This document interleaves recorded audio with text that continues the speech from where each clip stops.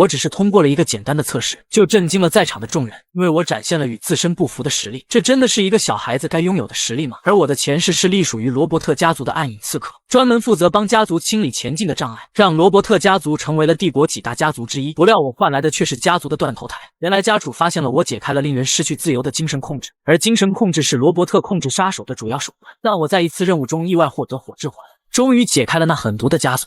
但是他是怎么知道我解开了？这让他都不得不感叹起来。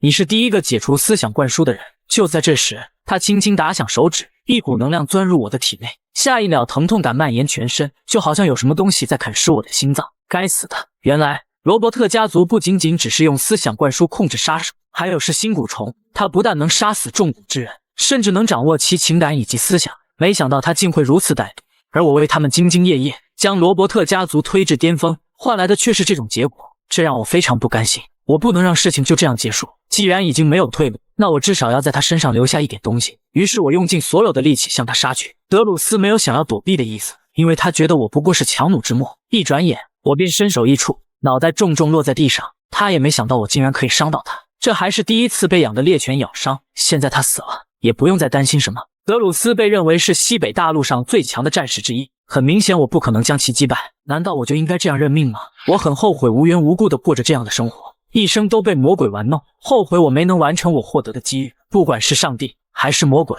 如果你们听到我的祷告，请给我一次机会，我一定要亲手将德鲁斯杀死。与此同时，我手中的项链发出一丝微光。当我再次睁开双眼，却发现我的身体变成了小孩的模样，抱着我的女人是西尔维亚。我还是不敢相信，我转世成为这个女人的孩子。看着房子的装修规格，我知道这是一个相当富有的上流家庭，投胎到一个有钱有势的家庭，比投胎到一个普通的家庭要好。这样我就能获得足够的修炼资源，因为我要报仇。虽然我重新转生，但有一件事始终无法忘记，那就是我死前心中的愤怒和复仇。尽管现在的我只处在婴儿阶段，可我仍然记得火之环的修炼功法，还是罗伯特家族历史上最优秀的暗影刺客，可以尽可能长时间的抑制自己的情绪和欲望。现在需要更多的是耐心，因为我什么都不知道，现在自己所处的状况是怎样的。但我很好奇，这到底是一个怎样的家庭？即使是罗伯特家族，也没有如此富丽堂皇的装饰。就在这时，一个女仆慌慌张张地跑进来，好像有什么紧急的事情。从她口中得知，是我的外公回来了。但是为何西尔维亚会如此紧张？当我朝门口看去，也被顿时愣住。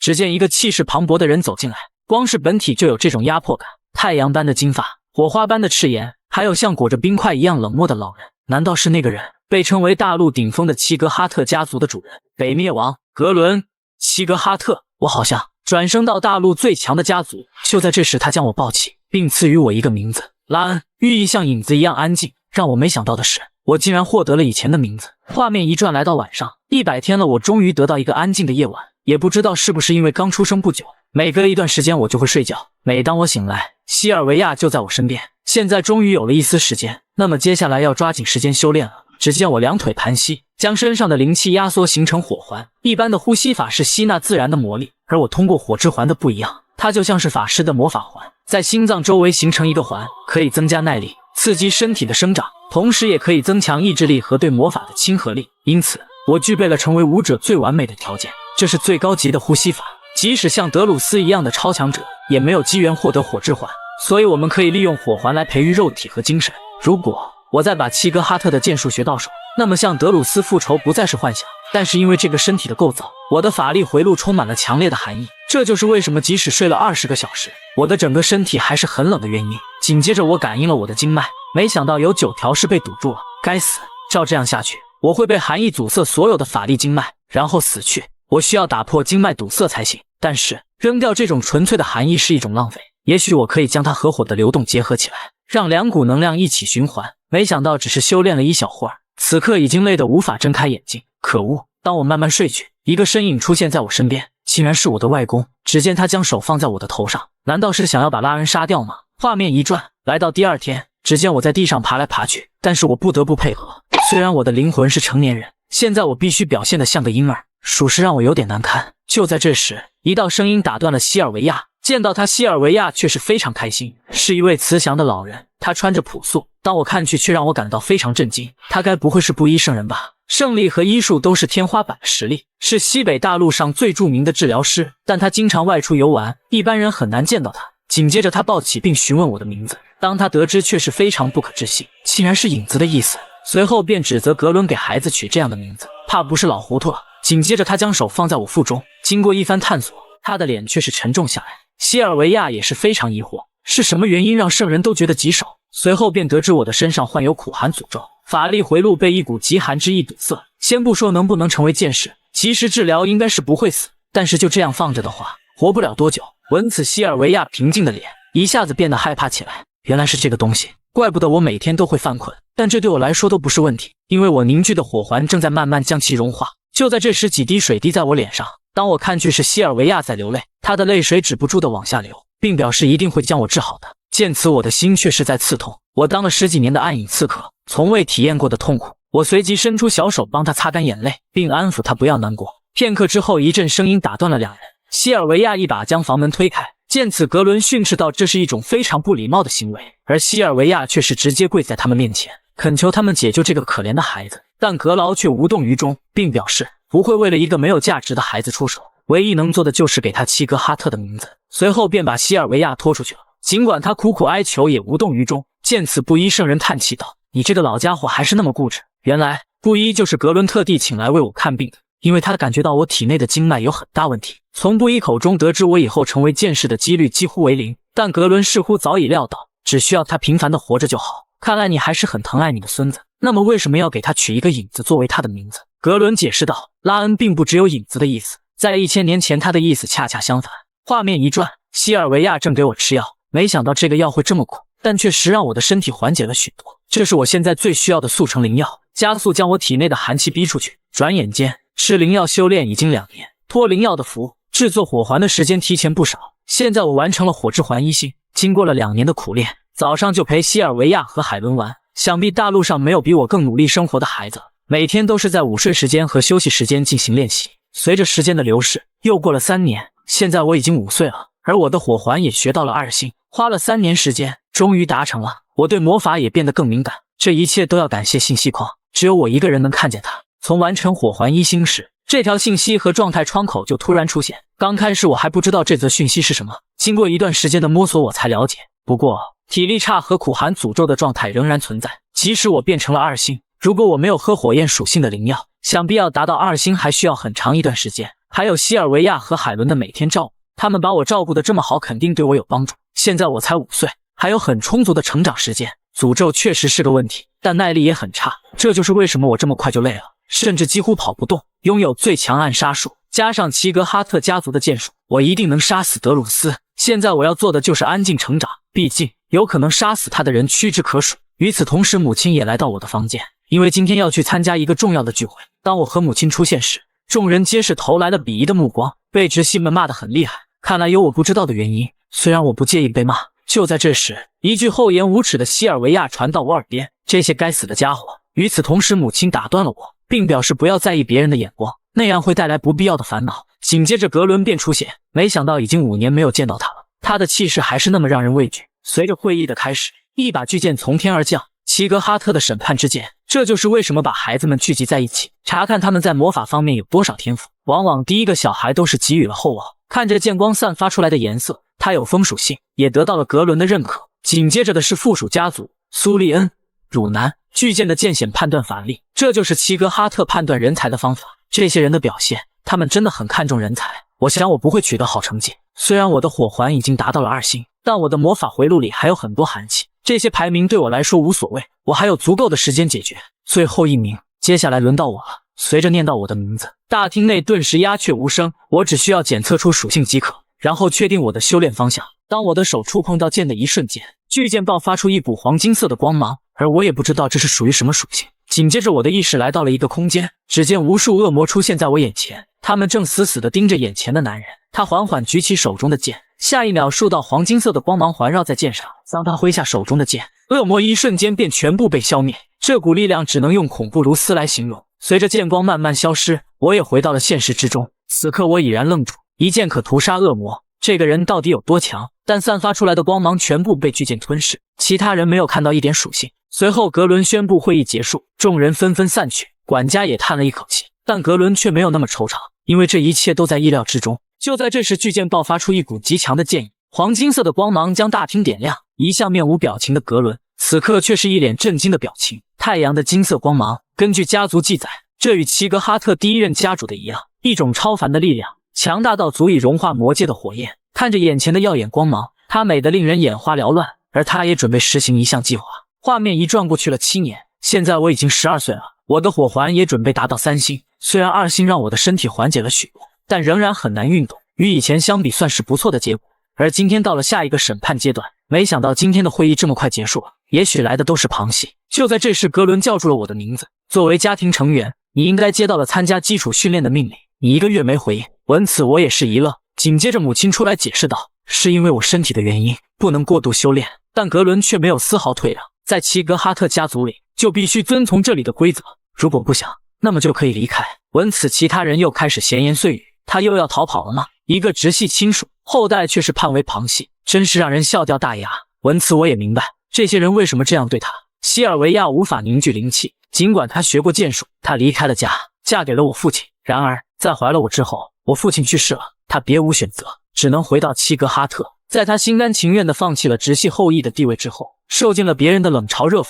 尽管如此，我是西尔维亚的儿子，我不忍看到他受到那样的待遇。紧接着我走向大厅，并表示接下来我会参加齐格哈特家族的所有训练。闻此他却是十分生气，你居然敢提起格哈特这个名字，仅仅只是瞪了我一眼，我的身体感觉就像被撕成碎片。这个威压比罗伯特的还要强大，这就是灭北王的力量吗？紧接着母亲便上来将我护住，旁边的侍卫也为我求情，但格伦却是非常严肃，没有退让。刺客是生活在黑暗中的人，他们永远不会露面。然而我不再是一个孤独的人，我不会再躲在黑暗中以刺客的身份生活。现在我是拉恩·齐格哈特，我会让西尔维亚恢复原来的地位。我知道母亲留在家族都是为了我能有更好的条件，我一定要用自己的双手把他们找回来。紧接着我表示，现在我身为旁系，我不知道齐格哈特这个名字有多崇高，这就是为什么我想通过参加培训，亲眼看看齐格哈特到底是一个什么样的地方。格伦表示有趣，你想通过训练了解家族吗？这是我现在唯一能了解齐格哈特的方法。随后我的意识渐渐模糊，重重摔在了地上。利用我暗影刺客的知识以及火之环，在这个家族出人头地不是不可能。让你们看看一块小石头有多坚固。画面一转来到训练场，此人正是卡隆·齐格哈特。从他派出去的人打听得知，拉恩是一个浑身疾病的人，但这让他非常疑惑，拉恩是如何扛下家主的威压。随后便派一名眼线安插在我的身边，观察我所有的活动以及身边发生的一切。另一边，格伦来到家族的第5训练场，只见一个红发男人正在休息。紧接着格伦表示别装睡了，闻此他打趣地笑了笑，没想到什么都瞒不过家主。此人正是光之剑里穆尔·迪亚斯。你这家伙50年了还是一点没变。他则是笑着表示，精灵族的人可没那么容易老。而他也猜到了格伦来这里的原因，那么你来这里是因为你最小的孙子，对吧？此前西尔维亚来过了，让他没想到的是，我们的家主也来为他求情。紧接着里莫尔表示，第5训练场不接受任何人的管辖，即使涉及到你最小的孙子，我也不会例外。格伦则表示赞同，这让他顿时一愣。格伦说道，我要降低训练强度，在认为合适的时候可以增加训练，把那些没有意志力的过滤掉。难道连你的孙子也会筛选掉吗？这可不像你的性格。看来我们的家主比我想到还要疼爱他的孙子。放心吧，我一定会将他们训练成一名合格的战士。那么再见，有空常来走走。让里莫尔没想到的是，家主竟然会来，还让病怏怏的孙子加强训练，这让他越来越好奇，拉恩是一个什么样的人。另一边，经过7年的修炼，此刻我的火之环已经达到3星，这应该是一个质的提升，因为我感觉身体的感知能力增强，头脑也比以前更清醒。母亲也为我提供了很大的帮助，最重要的是，这个神奇的状态窗口加速了我的成长。但这才是真正开始的地方。齐格哈特的训练以难度著称，而我的3星火环也是修炼的基础，我必须将其稳固下来，方便日后的修炼。我一定要以他们引以为傲的剑术，让那些嘲笑我的人闭嘴。等我的实力足够强大，就去找德鲁斯算账，不亲手了结那家伙我是不会罢休的。紧接着母亲便来到我的房间，因为明天就要开始去训练场了，而我也知道母亲的来意，担心我的身体会承受不了家族的训练，并表示能不能明年再去。我已经不想再退缩了，因为我无法再忍受那些人看母亲的眼神。每当他们看不起母亲，我很沮丧，无法控制自己。所以我相信，当我变得强大起来，就没人敢看不起母亲。闻此西尔维亚也很欣慰。随后母亲向我说了一些过往，在一次任务遇到了我的父亲，但西尔维亚很难和他在一起，因为他是个普通的骑士，所以母亲摧毁了自己的法力回路，离开了齐格哈特家族，并且我还有一个大我2岁的姐姐。名叫西安。但这个美好的生活在一天被打破，母亲遇到了齐格哈特家族的敌人。由于父亲只是一个普通的骑士，当时父亲母亲很绝望，但是父亲尽了最大的努力，请了一队雇佣兵保护母亲。但是当时距离父亲太远，当雇佣兵赶到时，父亲和姐姐已经被残忍杀害。怀着我的母亲走投无路，重新返回了齐格哈特。这就是家族的人看不起母亲的原因，因为这听起来很自私。为了追求自己的幸福，他放弃了照顾家庭的责任。紧接着我表示，是您给了我新的生命，对我无微不至。即使别人说你自私，但你是我的母亲，无人能取代。我一定会让你重新回到家族的地位。闻此，母亲流下了泪水。片刻之后，我安抚好了母亲。接下来我需要修炼一会儿，因为明天就要去训练了。现在我凝聚火环的速度越来越快。就在这时，一道火焰赫然出现，并且此刻还在不断凝聚。转眼间，便出现了一个恶魔的形状。以第二位恶魔君主愤怒的名义，我将完成你的复仇。见此，我也是一愣，这到底是什么鬼东西？当他注意到我时，却是不敢相信，怎么会是一个小屁孩？因为要召唤出他需要很强的愤怒，不应该是孩子能发泄出来的。随后他再次检查，便确定我就是他要找的那个人。在我的灵魂深处隐藏着强烈的愤怒，所以交出你的身体，我将会帮你完成复仇。闻此，我才得知他应该就是我死前出现的恶魔。但这个时候他来得太晚了，因为我要亲手了结德鲁斯。紧接着我便拒绝了他的提议，这样难得的机会，我不会轻易放弃。随后他笑了笑，你没有拒绝的权利，因为伟大的恶魔君主已经做出决定。紧接着白色火焰环绕在我的四周，可我却感觉不到一丝火焰的温度，下一秒便向我袭来，一瞬间便进入了我的身体。此刻我只感觉整个身体都被冻住，就连心脏也快停止了。这个家伙应该是属于冰属性。随后一个幻境出现在我面前，发泄你的愤怒，即使他们是神，恶魔之王也会杀了他们。该死！一股寒意蔓延全身，但多亏我的御寒能力有所提升，不然此刻我已经要冻死。还有他攻击的不仅仅是我的身体，还侵蚀了我的灵魂。然而我必须保持清醒，因为我不知道我把我的身体交出去，谁知道他会对我的家人做什么。我不能放弃我的身体，即使它可能带来致命的后果。如果你屈服于你的愤怒，接受我，你就会得到安慰，别做无意义的挣扎了。现在我感觉我的身体就要碎裂，已然快到达身体的极限，照这样下去，我很快就会死。就在这时，我突然想到我的火之环，如果我能抵抗住冰冷的火焰，是因为我的抗寒能力，我也许可以用火环来抵御身体和精神上的痛苦，这是我现在唯一的选择。紧接着我便催动火之环，正如我所想的那样，寒气被驱散了很多，而恶魔见此也是感到不可思议。虽然我可能刚刚醒来，但怎么会发生这样的事？一个人类小崽子竟然抵御住了自己的攻击。随后我表示，我拒绝让一个孤魂野鬼夺走我的身体。闻此他则是勃然大怒，你竟敢称一个恶魔君主为孤魂野鬼？不然呢？连一个小孩都打不过，还敢自称是君主？但我不敢掉以轻心，因为他刚才提到刚刚苏醒，他的实力应该很强大。与此同时，一个对话框赫然出现，解锁额外技能，这让我非常疑惑。可恶魔却感到非常意外，我的权威怎么会在他的手上？闻此我问道，这个状态窗口是你创造的吗？当然，这是我自己创建的，但是你为什么能使用它？对此我很好奇，可他却是没有说明理由，是为了加速增长吗？听到我说的，他变得紧张起来，看来和我猜想的一样，因为火之环带来的成长比以前的要快很多，但都是在这个状态窗口之后，所以他加速了我的成长。而恶魔还想要我交出身体，随后我一拳向他打去，却是直接穿透他的身体。所以你的灵魂体是非实体的，这让恶魔非常生气，你这是在侮辱高贵的恶魔。但让我好奇的是，其他人是否可以看见他？可能和状态窗口一样，也许我是唯一一个能看到他的人。就在我挥手打散他的身体时，他突然朝着我的手臂飞来，随后化作了一条手链，并表示我的封印最近才被打破，但我的能力会恢复的，到那时你将无法阻止我，我一定会将你的身体夺走。这个该死的家伙，虽然我现在想立刻把他扔掉，但如果我强行把他和我分开，我不确定这个窗口会不会消失，并且我担心他会伤害到我的家人，所以让他在我身边更好，这样我就能盯着他。而我也清楚，只要我变得比他强大，他就拿我没有任何办法。还有就是，为什么会是一条花手链？画面一转来到第二天，母亲早早的就起来了。虽然昨天晚上说的好好的，但她的脸上还是透露着担心。而今天，我将正式开始学习契格哈特的剑术。在我前往第5训练场时，海伦则表示要注意自己的身体。对此我点了点头，而母亲则是一脸的担忧。难道小姐要以这样的表情送别吗？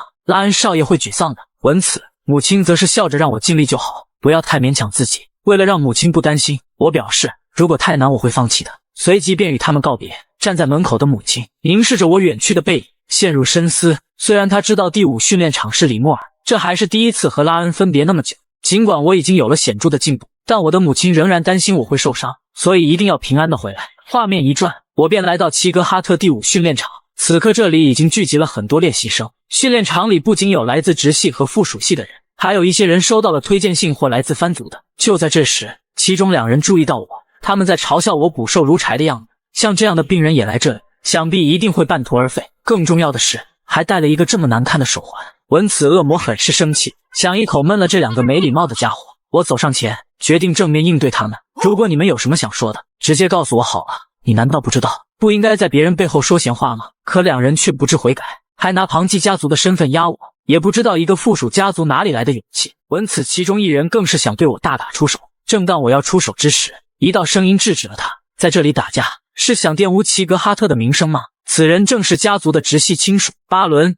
齐格哈特。刚才十分嚣张的2人只能连忙道歉，紧接着他便上前训斥我，让我注意我的身份，并表示只要他愿意，随时都可以把一粒尘土抹除。如果你不想被赶出训练场，就给我老实点。他之所以针对拉恩，是因为我获得了家族的注意而嫉妒，所以现在就滚吧，像你这样的人不可能通过。我也毫不客气地回怼道，你说完了吗？你只是一个直系后裔，有什么资格对我大呼小叫？我想如果你去找你父亲抱怨，你也许能得到那个权利。闻此，巴伦十分恼怒。在这紧张的氛围中，警教官里莫尔出现了。所以你们已经开始打架了吗？虽然我很期待你们能证明自己，但也要在训练结束之后。见此，我内心猛然一震，这个男人竟然是光之剑里莫尔·迪亚斯。当我听说他的丹田被毁后就退休了，没想到他会在训练场。那么你们还有意见吗？巴伦只能不甘地离开。片刻之后，练习生此刻都聚集在一起，随后他便介绍起自己，接下来的训练全部由他指导。看着下面密密麻麻的人数，紧接着提出建议，我会通过测试来减少这个数字，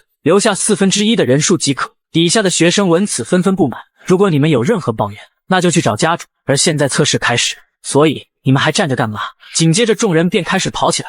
耐力和意志力是武术的基础，在我没喊停之前，用尽你们所有的力量奔跑。就在这时，恶魔对我现在的位置不满，为什么要跑在最后面？而我知道，这应该不是一个比赛，而是一个耐力测试。里莫尔是看一个人的潜力和性格，他不会只关注表面的东西，所以我必须要保存体力，坚持到最后。而众人最看好的就是巴伦与汝南，2人在队伍里十分突出，没想到12岁就有如此水平，他们的前途必然无可限量。与此同时，他们也注意到我，不出他们所料，我就是那最后一个。看我的样子，估计坚持不了多久了。但里莫尔却不这么认为，他觉得拉恩是一个非常有趣的人，他很久没见过像拉恩这样的人了。而里莫尔拥有一双特别的眼睛，除了那些大陆的最强者看不透，因为他们有里莫尔触及不到的深度。但眼前的孩子不一样，他一眼就可以看穿孩子的未来。可拉恩却让他感到非常奇怪，因为他看不到任何东西，这意味着我的潜力超出了他的想象。对此，他觉得非常有趣。就在这时，前面的2人却因我在后面而嘲笑我，打赌我坚持不了10分钟。但他们不知道的是，奔跑对我来说只不过是家常便饭。在我的过去，罗伯特为了训练杀手，总放出饥饿的野兽。为了生存，我不得不冒着生命危险奔跑，而且还布满了陷阱。相较之下，这个测试实在是太简单了，就连里莫尔也感到意外。没想到拉恩还在坚持，他的体力早就耗尽，可他却没有要停下的意思。这已经不能称之为坚持或坚韧，因为这种意志力只可能出现在那些不断训练并多次经历死亡的战士身上。一个小孩怎么会有这样的意志力？果然是一个能带来惊喜的家伙。当巴伦回头看去，却让他感到不可思议，这个家伙怎么还在跑？因为他从别人口中知道拉恩是一个极度虚弱的人，不可能坚持这种长时间的锻炼。对此他却是非常不服气，紧接着便催动灵气，一瞬间便与众人拉开了距离。见此，我也是一愣，说到底他还只是一个孩子，相比之下汝南则比他成熟很多。我们不应该在这次考试中互相竞争，因为这是一场与自己的战斗，我没有理由受他的影响而打乱我的节奏。随着太阳渐渐上升，很多人都选择放弃了。让他们意想不到的是，拉恩竟然还在坚持。难道他不会累吗？别说的好像这很容易，并且我现在感觉不到一丝热量，反而是感觉快要冻死了，心脏和肺部随时要破碎。但好在我可以利用火环来恢复体力。唯一让人欣慰的是，手环正在加速增长，我想我需要全力以赴，让它效果完全发挥出来。就在这时，恶魔却嘲讽道，即使你得到了我能量的加持，可你依然是落后，倒不如把身体给我，我帮你赢得比赛。该死，这个家伙还是时时刻刻打我身体的主意。现在我的身体处于虚弱时期，紧接着便对我发起了攻击。一瞬间，我感觉我的灵魂被他撕碎，但我必须忍受。我的愤怒使我失去知觉，现在我需要尽可能假装什么都没发生。随后我示意他停止这些无谓的尝试，如果我的身体承受不住，对你也没有好处。但恶魔却没有丝毫想要放弃的意思。世界上没有人能忍受恶魔君主的愤怒，让我们看看你能忍受多久。眼下我只能坚持，如果我在这里表现出任何弱点，他马上就会把我吃掉。片刻之后，恶魔也没想到我还能坚持，为什么我的愤怒没有对你起作用？而我也没有像他看得那么轻松，因为这非常痛苦，感觉我马上就要死了，甚至不能控制我的身体。现在连视力也越来越模糊，一阵窒息感涌上心头，难道我只能到这里了吗？就在这时，李莫尔宣布测试结束，巴伦则是一脸敌意地看着我，但我不想对其理会。就连汝南也没想到我会坚持下来，因为身体的原因，这些简单的测试也并不轻松。恶魔则十分不甘，你这家伙难道是怪物吗？所以我才告诉你，不要做那些毫无意义的事情。而现在我感觉到体内的火环有了很大提升。就在这时，一个状态窗口赫然出现，由于刚才我的运动超出耐力极限，所以获得属性增加。恶魔则是瞪大了双眼，为什么会奖励额外的属性加成？是窗口出 bug 吗？片刻之后，李莫尔表示坚持下来的人非常不错。关于测试之前说的话，我说要消灭你们的1/4是在撒谎。文词底下的训练生却是十分不满，但李莫尔可不会惯着他们。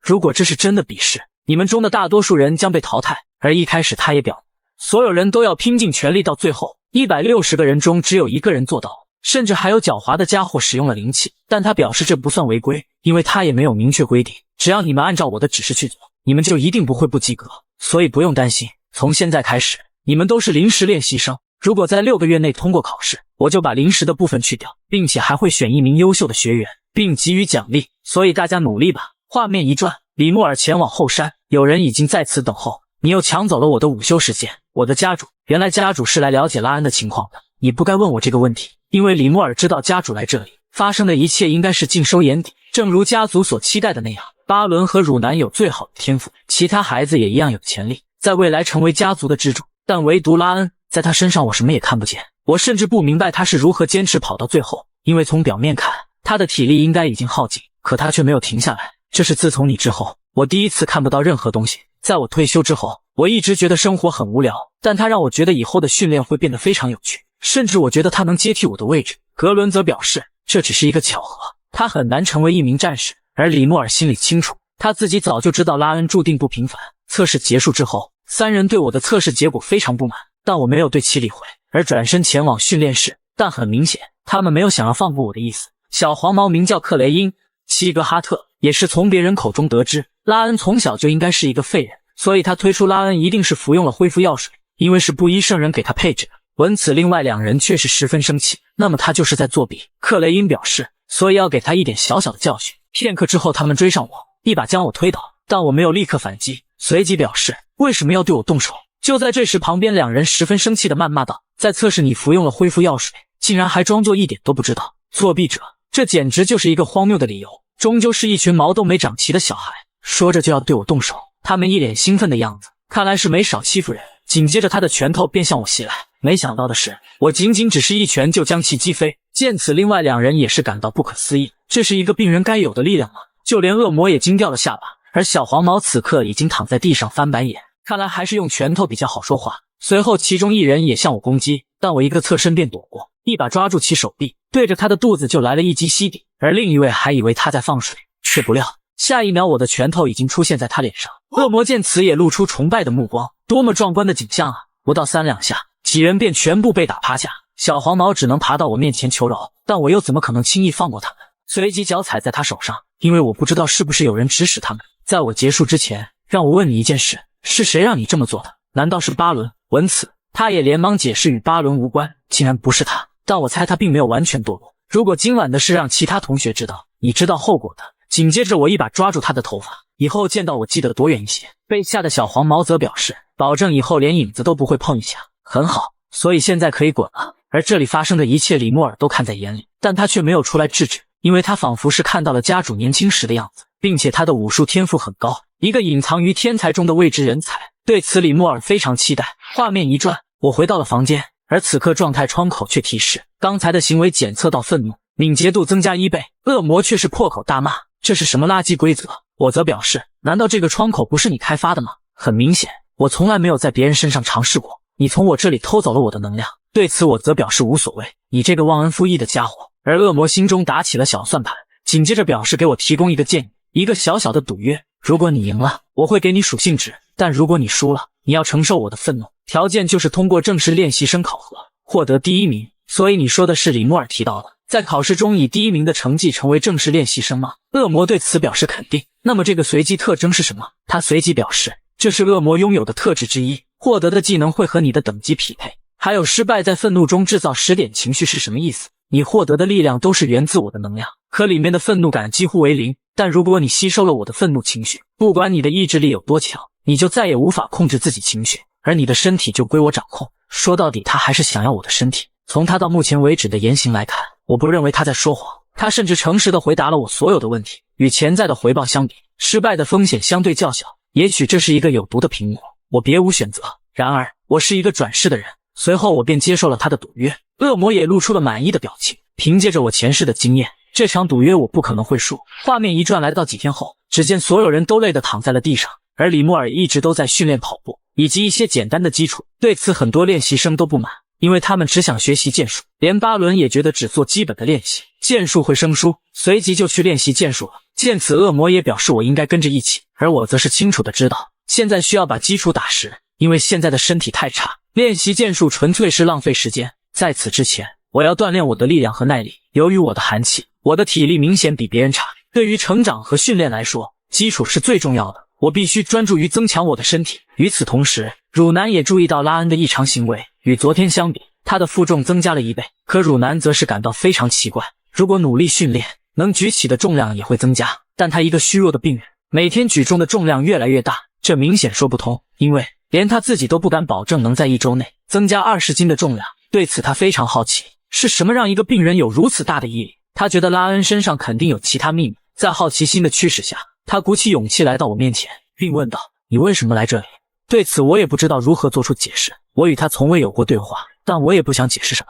就在这时，他嗅到了一股特别的气味，感觉身体一下子充满了力量。于是他一脸不可置信地看着我，随后他直接就坐在我旁边。因为我与他本来就不熟，他突然靠过来，气氛显得有些许尴尬。下一秒他便锻炼起来，随他吧，反正也没影响到我。当我起身去旁边时，他却是跟在我后面。齐格哈特家的小孩怎么一个个都这么奇怪？这让我百思不得其解。而汝南则是默默地锻炼，他明显感觉到，在闻到那股淡淡的清香之后，身体变得轻盈许多。多亏了这个，现在能举起比以前重得多的重量了。而我也非常好奇，你为什么要跟着我？但他却表示不知道。好吧，怎么感觉比我还奇怪？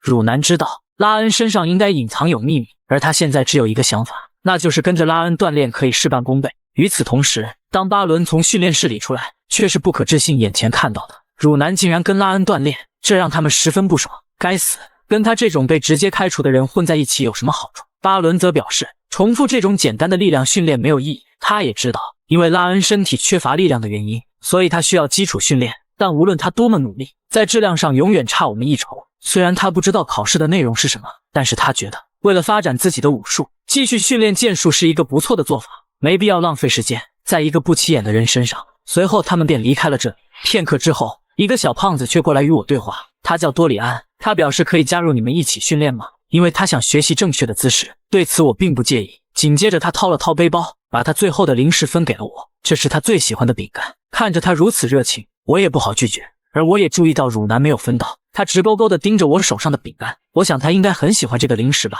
因为他的眼睛在闪闪发光，看着他非常期待的表情，实在是让人无法拒绝。现在我身边又多了一个怪人，在接下来的时间里，我们每天都是做着最基础的锻炼。虽然我以前都是一个人在训练，但是有几个人一起锻炼，这种感觉还不错。随着时间一点点流逝，转眼就过去了6个月。自从训练开始，每天都是冒着生命危险拼命锻炼。训练的第一天，那些挡在我前面的人的背影，如今已经看不见了。而现在，我前面只剩下2个人。今天终于到了家族考核的日子，所有的练习生家属都会来到现场，见证他们的训练成果。恶魔也提醒道，你可不要忘了和我的赌约，如果你没能超过他们获得第一，那你就准备好接受本王的愤怒吧。对此我则表示，没有到最后一刻，这一切都是一个未知数。而趴在地上的多里安却引起了我的注意。你趴在那里干什么？原来是多里安太过紧张所导致的。所以你是有焦虑症吗？与此同时，汝南打断了我，随后他拿出来一块饼干。对此我表示不饿。巴伦也对我充满了敌意，为什么我身边都是他们这样的人？一个比一个奇怪。在观众席上的母亲和海伦也注意到我，他们非常的高兴，因为我这几个月的变化很大，并且还交到了一些朋友。看着拉恩慢慢长大，西尔维亚为他感到骄傲。就在这时，一道声音震惊了在场所有人，竟然是家主。他以前从未看过一次考核，对此众人议论纷纷，就连李莫尔也感到意外。没想到我们的家主会亲自考察，考核关乎到家族未来的发展。看你的表情，难道我不该出现在这里吗？李莫尔只能尴尬地笑了笑，当然不是，非常欢迎。而接下来将开始考核，齐格哈特每个人都很好奇的测试标准将会揭晓。随后李莫尔眼神变得犀利，一股强大的气场从他体内爆发。练习生见此感到十分震惊，我也隐约猜到考核的内容了，所以通过我的威压，这就是考核内容。气场与战士的生活是分不开的，这次考试将通过气场检验他们是否有成为武者的天赋。就在这时，观众席上的家长则表示反对，因为这些孩子都是刚刚觉醒，甚至还没觉醒，如果现在测试他们的气场，这对他们是非常不公平的。对此，李莫尔叹气道，气场不仅仅是通过灵气表现出来，真正的气场是战士通过他们平时积累的成就所建立的灵魂联系，这是一个战士的见证，甚至可以在没有灵气的情况下表现。格伦对此也做出了回应，李莫尔说的没错，一个人当然可以通过他们的生活方式获得气场，即使没有灵气的人，也会因为训练的难度而承受巨大的压力，从而使气场显现出来。我相信你们现在对这个测试没有任何问题，所以测试正式开始。第一位，汝南。苏利昂，随后汝南便向前走去，你只需要在我施加的气场下触碰到我，就算通过。如果你拿出在训练中的毅力，全力以赴的话，你应该能够克服的。那么开始吧。下一瞬，一股强大的气场从李莫尔身体爆发出来，这使得汝南根本无法直视。对此，李莫尔也做出了引导，如果你使用灵气，你会立即失败，用你在训练中养成的意志力来克服它。随后汝南一步步缓缓走去，尽管压力快使得他无法呼吸，但他还是艰难地伸出手掌。最后他成功触摸到李莫尔，干得不错，所以你通过了测试，我能看到你努力锻炼的成果，希望你能以这种心态继续稳步前行。那么下一位，多里安。随后他紧张地向前走去，过程我也不再过多解释，刚才你也看到了，希望你拿出在训练中建立起来的意志，通过我的威压。而多里安却是十分紧张，真的可以吗？如果你不这样做，你就会失败，拿出你的勇气，我相信你可以做到。而我也看出李莫尔对每个人施加的压力程度是不同的，他在根据孩子们的水平和训练程度调整压力的大小，所以他真的仔细观察了所有的孩子。多里安也成功触碰到李莫尔，所以你也通过了测试。你对自己的技能缺乏太多的信心，建议你从现在抬起头来做事。随着时间一点点的过去，很快就剩最后两个。下一个，巴伦。齐格哈特，我相信你已经准备好了，让我们马上开始。下一秒他就感受到李莫尔的强大气场，所以考试就是抵抗住压力接触到他吗？那么汝南他们是怎么坚持下来的？在威压下，他感觉无法再向前一步。对此李莫尔示意，你绝对比任何人都有天赋，在这些人能与你比较的屈指可数。然而你和听你话的那些人一样，都是在浪费时间，空洞无物的剑术，失去了真正的目的，又有什么意义呢？你们应该做的不是磨练剑术，而是锻炼身体和意志力。每当遇到坚持不了的事情，就开启灵气。如果你现在也用，我马上给你不及格。闻此，巴伦想起了哥哥不合格的遭遇，无法忘记父亲那双冰冷无情的眼睛。如果他失败了，相信他也会被父亲无情丢弃。而最后，巴伦也凭借着自己的意志，成功向前移动，并触碰到李莫尔。你还只有12岁，希望你不要再用成年人的训练方式，你应该要一个适合你年龄的。如果你一直抬头看，终有一天会被树枝绊倒。那么现在还剩下最后一个，拉恩。齐格哈特，你是最后一个，你准备好了吗？对此我表示肯定。紧接着一股强大的气场迎面袭来，一瞬间覆盖了整个训练场，就连观众席上的人也能明显感受到。见此，母亲不由得紧张起来，就连家主也感到意外，真的能承受这么大的压力吗？所以这就是我的测试吗？李莫尔十分肯定地回答，从你身上看到的天赋绝对超过汝南和巴伦，拿出你真正的实力，让我看看你有多强。而我也清楚地知道，灵魂层面并不在身体上，而是在灵魂容器里，并且现在我不仅仅只是有拉恩的灵魂，还有着顶尖暗影刺客的精神。只见我径直朝他走去，家主见此也感到非常意外，而我毫无压力的样子让李莫尔也顿时愣住，这家伙是怎么做到的？当我触碰到李莫尔的身体，观众席上的人都不可置信，两人对此也是尤为震惊。所以测试结束了吗？在场的所有人都感到不可置信，因为在他们看来，我应该是寸步难行，一个连灵气都没有的病人，根本无法做到这一切。李莫尔也非常好奇我是如何做到的，因为刚才他施加的压力已经远远超出了我身体所能承受的范围，并且他只是想跟我开一个玩笑而已，但没想到我真的会通过。紧接着我示意李莫尔，现在可以公布结果了吧？李莫尔也没想到自己会走神，当他反应过来，只能尴尬地笑了笑。最后一名选手测试通过，练习生选拔到此结束。接下来将向大家介绍你们都很想知道的最优秀的练习生。观众席上的家长都屏住了呼吸。第5训练场最优秀的学员是拉恩·齐格哈特。闻此，母亲流出了激动的泪水。我的儿子是最优秀的学员。众人也议论纷纷，真不敢相信拉恩竟然获得了第1名。就在这时，巴伦表示不能接受这个结果，并质疑里莫尔给他放水，因为他觉得在耐力、力量和天赋上都不如他。他无法接受像拉恩这样的人成为优秀练习生。闻此，台上的人也觉得不是没有道理。拉恩连灵气都没有获得，并且他患有冰霜诅咒，有可能贿赂教练。这把里莫尔听得一愣一愣的。巴伦觉得既然我们是齐格哈特的战士，比起这样的试炼，他提议要与我来场真真正正的比试。你有那么渴望成为最好的练习生吗？随后里莫尔示意了家主，一家之主，现在我们该怎么办？你小子竟然把锅甩给我。拉恩，其他人似乎无法接受这个结果。你是否接受他的挑战？对此我直接否决。测试结束并且结果出来了，我没有理由和他决斗，这对我没有任何好处。你总是说直系和荣誉，我没想到你输得这么惨。而家主也是给出了方案，如果你接受挑战并且取得胜利，我将给你1块铜牌。闻此我内心猛然一震，1块铜牌。齐格哈特给表现优异的成员颁发的奖励分别是金、银、红3个等级，根据种类的不同可以得到不同的奖励，即使是铜牌也是一家之主亲自授予的，这确实是无法拒绝的条件。既然家主也对我的位置不满意，那么我接受他的挑战。巴伦则是一脸敌意看着我，这一次我一定会获得最优秀的练习生。如果你们使用灵气或武器，将被取消资格。那么比赛开始。随着裁判令下，巴伦便快速朝我突击，他的拳头朝着我重重挥来，紧接着是一击神龙摆尾，但都被我抵挡下来。在这个年纪他有这般力量，确实是同辈中的佼佼者了。见此，巴伦使出了父亲教他的拳技虚空虎拳，他的攻击一下子变得迅猛起来。在别人看来，我只是在不断赌你，你比我还弱，还是从旁系来的，你竟敢抢我最好的练习生职位。巴伦之所以这么在意第1名，都是看到哥哥的遭遇，在父亲的压力下只能不断努力，只为能在父亲面前证明自己，所以挡在我前面的人通通都要打败。但对拉恩来说，即使他的速度再快，也不至于被他击倒。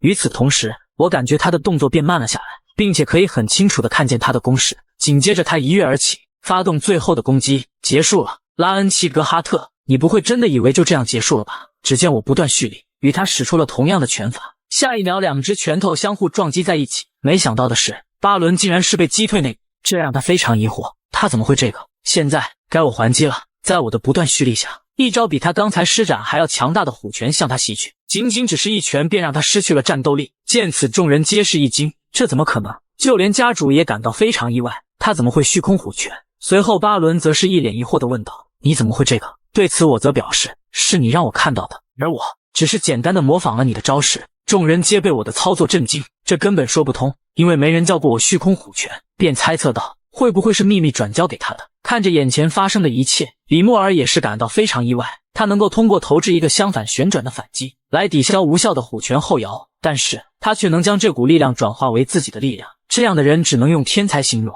他未来的成就注定会站在大陆巅峰，这就是齐格哈特要找的人才。随后李莫尔便宣布结果，我想大家也不会再有异议，获胜者是拉恩·齐格哈特。在比试结束后，母亲紧张地向我跑来，将我紧紧地抱在怀里，让母亲看看是不是饿瘦了。汝南的父母对他的表现给予了肯定，而巴伦的身旁只有管家扶着。就在这时，他注意到父亲在远处观望着，是那道冰冷的眼神，头也不回地走了。想必父亲对我很失望吧，他也只能看着父亲离去的背影。画面一转来到晚上，他父亲没有正面看他一眼，而巴伦只能低下头等待父亲的训斥。就在这时，一道严厉的声音喃喃道，你还记得我对你说的话吗？巴伦对此表示没有忘记，我对你的要求并不高，我告诉过你要打败苏利昂家的丫头，然后狠狠地揍他一顿，拿下练习生第1的位置，可你却输给了那个被直系抛弃的垃圾。你是想让我丢脸吗？还是你想要和你哥哥一样，你已经把第1次机会搞砸，但是他们会在学员毕业典礼上公布成绩后选出班里最好的学生，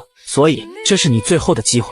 如果你还想保持直系亲属的身份，那就去把握机会吧。这让巴伦十分恼怒，都是那该死的家伙，我明明已经很努力了，还输给了那样的垃圾。不知不觉他就走到了训练室，原来是他已经习惯了来这里，没想到一下子就过去了6个月。紧接着他缓缓推开房门，训练结束后这里就变得冷清起来，这就是他经常锻炼的东西吗？与此同时，他看到远处的储物柜，并且注意到我的名字，我看一眼应该没问题，对吧？而且我也不是偷东西，但他看见里面的东西却让他猛然一震，里面堆满了一箱磨损的鞋子，一眼看去就能看出这里有10多双，所以他6个月就消耗这么多吗？想想自己也才换了2双，现在仔细想想，他是真的非常努力，不管在什么时间段，他一直在那里锻炼。训练室和跑场处处都有他的影子。当我忽略了基本技能，挥舞着剑炫耀的时候，或者当我舒服的在宿舍里休息的时候，他表现出来的是齐格哈特真正的训练方法，而我一直在做相反的事情。就在这时，一道声音打断了他，是一块哑铃掉落到地上。看着地上的哑铃，还有他手中破损的鞋子，他若有所思，随后便将鞋子放回储物柜中，并将它整齐摆放，便离开了这里。在回去的路上，他很安静，没有了来时的抱怨，所以我有什么资格质疑别人的努力？巴伦的眼神变得坚定起来，因为他找到了努力的方向。在训练结束后，恶魔履行了他的承诺，但让他困惑的是，活了几百年，从没有遇到过像拉恩这样的人。所以，你这个家伙到底是谁？别胡思乱想了。在这之前，解释一下这个能力是什么。雪花感知，这是一种能增加你感觉范围的能力。目前它的等级是1星，所以感知能力会涨 10% 左右。恶魔骄傲地表示，有了本王的感知，你能感知到比原始感知远10倍的东西。这的确是一个不错的能力，但为什么叫它雪花感知呢？这是本王的爱好，难道不觉得名字很酷吗？给你一点小小的建议，以后不要随便给他们命名了。画面一转来到第二天，管家带话过来，让我前往家主那里一趟。母亲神情一脸紧张，难道是拉恩做错了什么吗？对此管家解释道，不用担心，是家主答应了上一次的承诺，将亲自授予家族的铜牌。片刻之后，我便出现在家主的会议厅，对此我给予了问候。尽管我不喜欢这么做，但是我还是会遵守我的承诺。紧接着便让管家奉上铜牌。拉恩·齐格哈特，如我所言，我将授予你1块铜牌，你可以用这个换取与它等同价值的武技或者功法。看着眼前的铜牌，我犹豫片刻，那么我是否可以问您一件事情？关于西尔维亚。闻此，格伦眉头紧皱，我该怎么做才能让我母亲的地位恢复到以前的样子？此刻两人感到非常意外，没想到拉恩会问这样的事情。所以你想问的是，让他恢复直系的地位？对此我给予了肯定。与此同时，我感觉家主一下子变得温柔起来，这是什么情况？如果真的想让他恢复地位，最好的办法就是成就，让整个家族都认可的成就。但这并不像听起来那么容易，在这里得到别人的认可，就像从天上摘一颗星星，这几乎是不可能的，尤其是像你这样的小屁孩。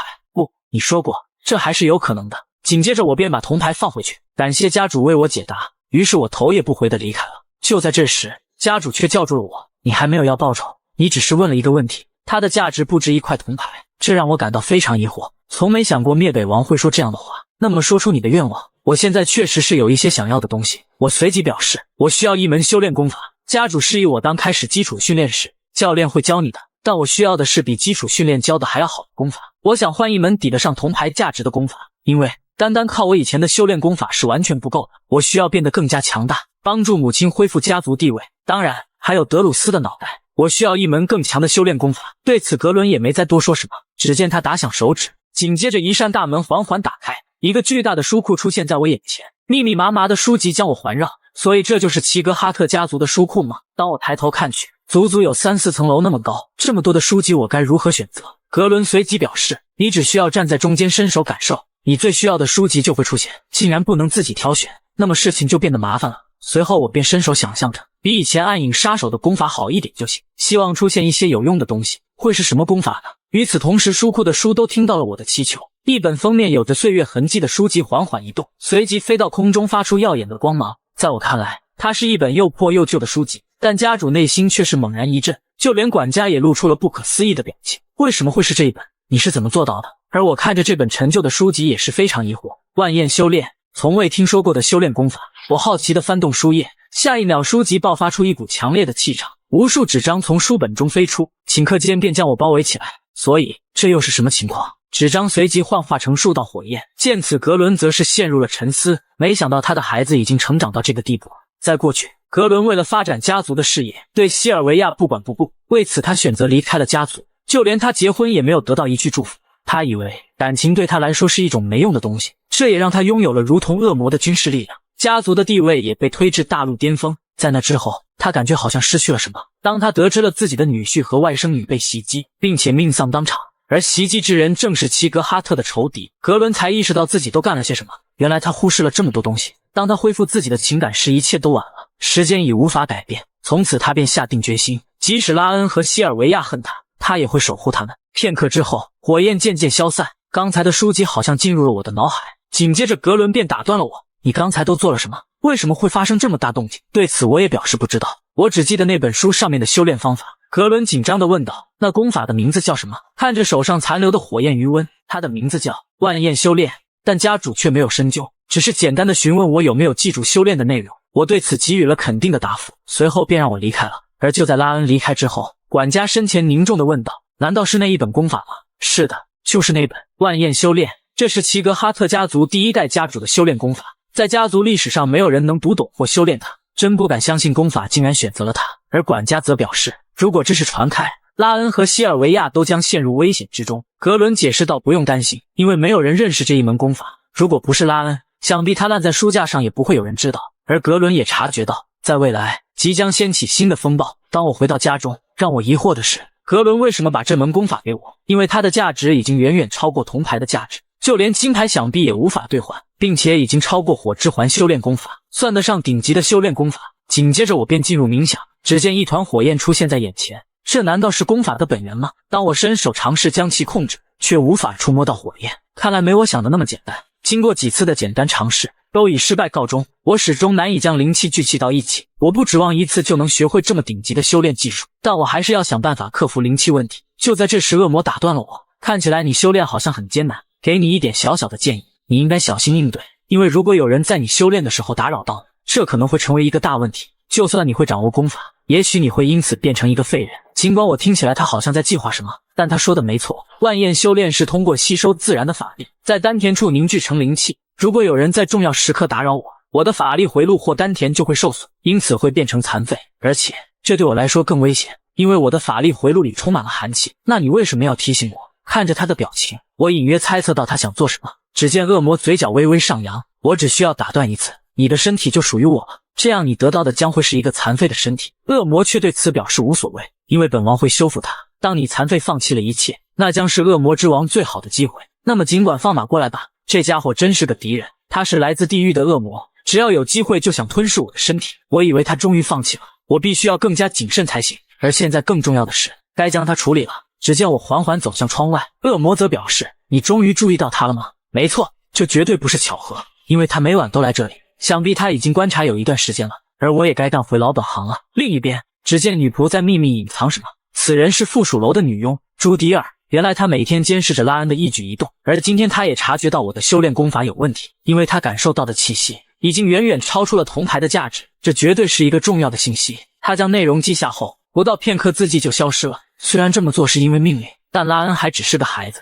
他不知道还要在拉恩背后隐藏多久。随后他将纸张放到河流中，看着它慢慢飘去，随即轻叹一口气，今天的任务算是结束了。殊不知一把短刀已经架在他脖子上，如果再动一下，你就会死。而女仆连呼吸都只能屏住。现在你可以看向湖面，当他看清却是一脸震惊，竟然是拉恩·齐格哈特。那么他身上的杀意是怎么回事？紧接着我示意他，从你进入附属大楼的第一天起，我就能感觉到你窥探的目光，所以你得到一些有用的信息了吗？闻此他内心猛然一震，他怎么会知道这件事情？因为他没有留下任何可疑的痕迹，难道都是他假装的吗？现在按我说的，把嘴巴张开。随后我将一颗药丸快速放进他嘴里，而药丸在他口中瞬间消失。紧接着我将水中的纸张拿起，上面竟然没有任何信息，所以这是一份需要特定反应才能阅读的编码文件，对吧？让我猜猜看，水火土风还是月光？身为顶尖暗杀者，这一点可难不倒我。女仆则是神情紧张，所以答案是月光。闻此他顿时一惊，你是怎么知道？那么是卡隆派你来的对吧？这让他更加疑惑，因为他的表情绝对没有表现出任何东西，光看表情是不可能知道这些的。而他隐约猜测到是刚才的药丸，他现在感觉身体灼热，再加上拉恩能毫不费力地读懂他的想法，这唯一的解释便是新蛊虫。他紧张地问道，刚才吃下的是不是新蛊虫？闻此我表现得很惊讶，你居然认识这个东西？他此刻心如死灰地看着我，下一秒便陷入了恐惧之中。一旦中了蛊虫，施法者不仅可以知道目标的位置，还可以知道他们的想法。他被认为是世界上最可怕的诅咒之一，并且施法者可以在任何时候杀死目标。此刻女仆心脏位置传来剧烈的疼痛，这种反应毫无疑问是中蛊的症状。既然你把这封信寄给了卡隆，那么你一定是中央军事宫殿的间谍。没想到你调查的这么彻底，就连母亲和海伦以及其他女仆都调查了。朱迪尔感到不可置信，他原本以为这是一个简单的任务，因为他知道西尔维亚也丧失了灵气，拉恩还只是一个孩子，但他没想到拉恩比怪物还要恐怖。女仆为了活命表示可以把重要的内容修改，但我对此说道没有必要，那只会让卡隆意识到你的无能，因为我已经有了一个完美的计划。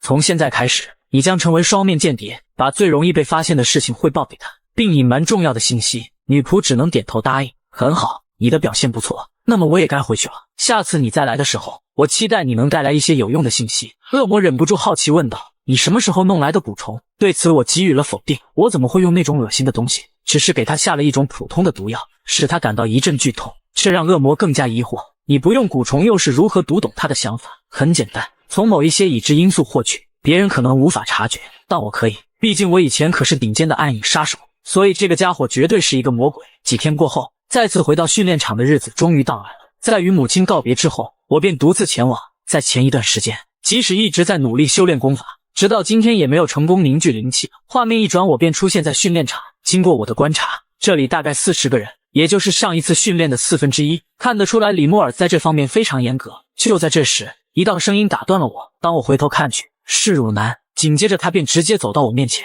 一直盯着我看。而他这么做是有原因的。就在几天前，汝南告知了拉恩帮他训练的事情。那么有没有跟人家道谢？而汝南则是呆呆地说道，请了他吃饼干，但在训练后没有感谢，因为父亲不让我与男孩子说话。闻此，母亲笑了笑，表达感谢与性别无关紧要。如果你得到了帮助，一定要问候并感谢他们，这是一个人最基本的礼仪，所以不要忘记跟他道谢。紧接着汝南对我说了声谢谢，但我却是一脸疑惑地看着他，就连恶魔也是一脸呆愣，因为我也不知道发生了什么。随后多里安也朝我打招呼，刚一见面他就对我说了一大堆。正当他夸我获得第1名时，巴伦却出现在他身后，这可把他吓一跳。但巴伦对此并没有理会，而是朝我走来，并直勾勾地盯着我。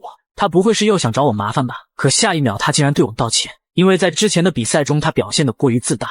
但并不意味着我要放弃，不管付出多少努力，我一定会再次站在你面前。在说完之后，他便转身离开了。没想到一个小孩子竟然会承认自己的错误，恶魔却表示应该揍他一顿。你这家伙冷静一点。随后只见李莫尔缓缓走来，实在抱歉，让各位久等了。所以你们都准备好了吗？紧接着他对我们表示祝贺，因为我们成为了真正的练习生，而接下来将进行下一步训练，现在加入了更多的训练项目。就在这时，一道声音打断了李莫尔的讲解。当众人的目光看去，只见一个女孩出现在众人面前，对此他十分不满，是谁把大门关得这么紧？多里安见此感到非常震惊。随后李莫尔向我们介绍，他是上一届的留级生玛莎·齐格哈特，接下来他将会与你们一同训练。紧接着他便打断了李莫尔，而他却是向众人询问谁是最优秀的练习生，因为他无法容忍比他差的人成为第一，所以先来打一场吧。紧接着我便上前，我就是获得第1名的练习生。对此他轻蔑一声，你看起来一点也不像，不过没关系，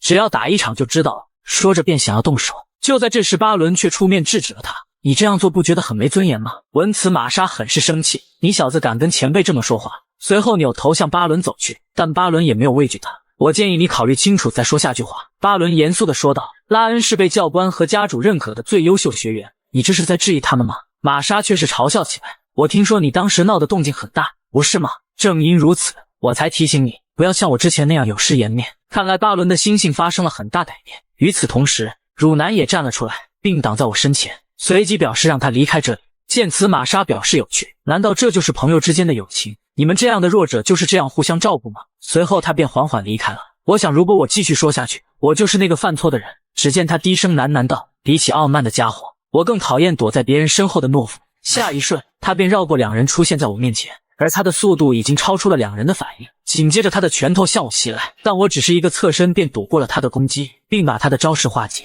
这让他感到非常意外。就在这时，我的拳头也重重朝他挥去，爆发出的力量瞬间便把我们弹飞。其他人见此感到不可思议，玛莎没想到他居然被击退，这让他十分不甘，感觉是受到了侮辱。紧接着他便开启气场，一瞬间地面也随之凹陷。正当他抓拳头想再次发起进攻时，李莫尔制止了他，而李莫尔出现在他身后，他竟然无法察觉到一丝。你是不是太看不起我了？被人当作隐形人的感觉非常不好，即使你凭借气场将其击败也是胜之不。不过等他有了气场，你想打多少就打多少。玛莎只能十分不甘地离开了，但恶魔却是十分生气，你应该把他切成碎片，丢在冰里冻他1万年也不解气，至少你该教训他一顿。但我对此表示还不是时候，既然他想与我战斗，他一定会再次来找我的，而第1名这个位置就是引诱他最好的筹码，现在只能安心的等待。下一次我让你看一个更有趣的。画面一转，过去了1个月，在拳法练习结束后，迎来了短暂的休息时间。在开启拳法的练习后，巴伦感觉到难度提升了很多，因为2星的虎拳想要提升到3星，需要的不仅仅只是简单的练习，但有一个人却是例外。尽管拉恩才练习拳法1个月，他就学会了7种拳法，并且剑术的进度也赶上了巴伦。不过，似乎巴伦不是唯一一个对他的成长感到压力的人。你也被追上了吗？玛莎·齐格哈特。玛莎对此也十分不解，他也知道这是他第一次学习拳击，但他的成长速度却是令人感到窒息。汝南和巴伦则是不同，因为他们早早就接触了拳法练习。与此同时，他的法力经脉被寒气堵塞，又是如何能坚持锻炼一整天的？按照这个进度，他迟早要被超越。玛莎拥有令人恐惧的才华，自从被收养到齐格哈特之后，一直是同辈中的佼佼者，超越了很多直系和附属系的成员。他一直是别人口中的天才，但拉恩出现后却让他感到无比焦虑。就在管家接他回家的时候，明显察觉到玛莎的反常，对此管家则是示意他不用太过担心。每个人对拉恩的表现都非常吃惊，但你不可能会被他打败，这让玛莎十分困惑。为什么会这么说？因为他有一个永远都无法克服的致命弱点。看似简单的剑术，实则需要注意很多事项。就在这时，两人询问我关于剑术的正确姿势，但我却是直接拒绝了。如果想学习，可以问他。紧接着玛莎对我一顿夸赞，没想到这么短时间就能跟上，你可以称得上天才。随后他的言辞突然转变，但你的法力静脉有问题，你的才能将毫无用处，这真是太遗憾了。也许你可以选择当一名剑术教练，这让旁边的同学都很是生气。正如他猜测那样，没有人会指责他什么。一个连灵气都没有觉醒的家伙，对他已经构不成威胁，因为这是管家告诉他的。拉恩在灵气方面没有天赋，你之所以不清楚，那是发生在你被收养前。在审判会议上，他的灵气天赋是最低的，而且他是第5训练场唯一一个没有觉醒灵气的人。此外，铜牌只能让他获得中级或略高于中级的训练技术。从种种迹象推断，想必审判仪式的结果是正确的。他可以是剑术和格斗方面最有天赋的人，但如果他不能觉醒灵气，那么他就不能成为一个真正的武术家。玛莎内心正十分得意，所以现在我需要关注其他对手。就在这时，他发现汝南在远处一直盯着他，并示意他赶紧离开这里。对此他却没有生气。是的，我要走了，因为他要去参加更高级的训练课程了。画面一转来到晚上，今天的训练到此为止吧。没想到剑术训练会这么有趣，而前世在战场上，我学的不是武术，而是生存战术。唯一能提高的是我的暗杀技巧，甚至无法尝试学习其他东西。现在我找到了比那些更有趣的事情。与此同时，恶魔表现得一脸生气，因为玛莎在背后辱骂我，但我因为太专注于剑术训练，所以并没有在意他说什么。我跟你说过，现在与他发生冲突没有任何好处，并且就算我不使用功法，也可以轻松将其击败。当我打开房门时，汝南正捧着一个盒子站在门口，这让我非常疑惑，他怎么来这里？随后他打开盒子，从里面拿出一颗灵石，当我拿在手上时感觉凉凉的。汝南随即示意我吃下它。作为一名刺客，我学会了不吃别人给的任何东西，但是我相信汝南不会害我。当我吃下去的一瞬间，一股冰凉的感觉涌上心头，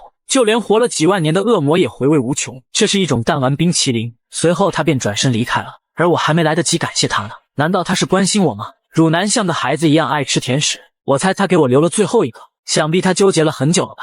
下次一定要感谢一下他才行。画面一转便回到家中，此刻我正查阅朱迪尔汇报的信件。那么他们有没有说什么？朱迪尔表示没有。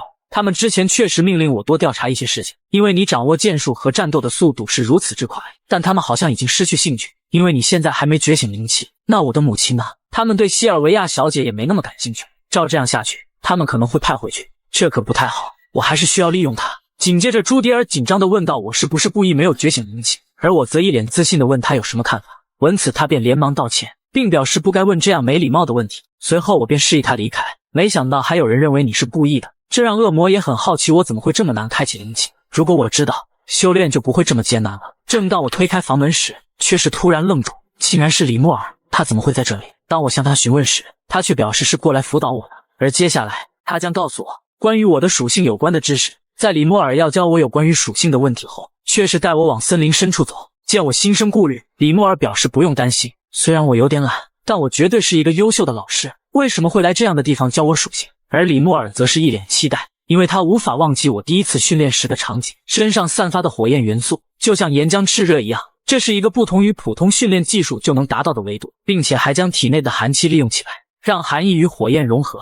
如果真的能掌握这门技术，那么拉恩的前途肯定是无可限量。就在这时，李莫尔便停下了脚步，到达这里就足够了。于是我环顾了一下四周，这里是森林的最深处，为什么来这里？只见李莫尔召唤着风元素，一瞬间身上爆发出强烈的气场。我想用风来做一把剑保护我的主人，而你现在感受到的正是风的选择。为了给你展示我削弱了他的力量，但你和其他孩子不一样，一点也不害怕。李莫尔从出生起就能感受到这股风的力量，是因为他是精灵的原因，但拉恩身为人类就不一样。另外，拉恩的魔法回路充满了寒意，所以对他来说想觉醒灵气会更加困难。在大自然中，风的形式有很多种，它可能是温暖的，也可能是寒冷的或者锋利的，而李莫尔想要的是一种能穿透任何东西的风。在他的努力下，他做到了。你需要找到属于你的东西，你可以试着想象一下熊熊烈火，但这里是寒冷的北方，怎么会有这么剧烈的火焰？除非燃烧一片森林，如果真的那样做了，估计我们要牢底坐穿。对此李莫尔示意我不用担心，因为他已经找到一个合适的地方。